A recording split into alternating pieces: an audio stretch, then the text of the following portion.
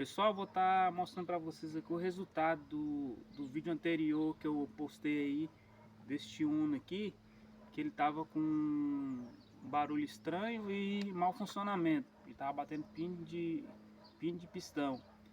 Eu vou estar mostrando para vocês agora o vídeo anterior e vou estar mostrando agora o funcionamento dele também em seguida.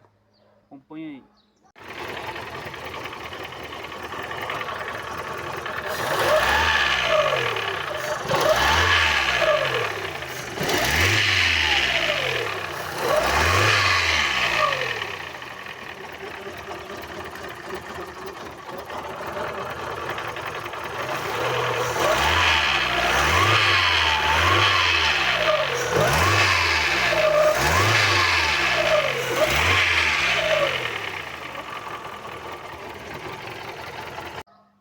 Viu aí, pessoal, como estava o funcionamento do motor? Agora eu vou mostrar para vocês como ficou depois de feito o serviço.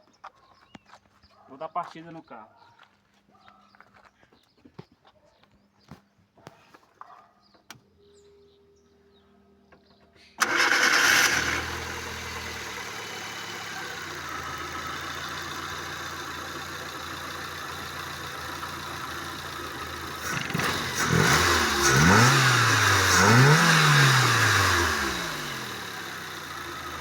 Esse é o funcionamento do motor que deveria estar.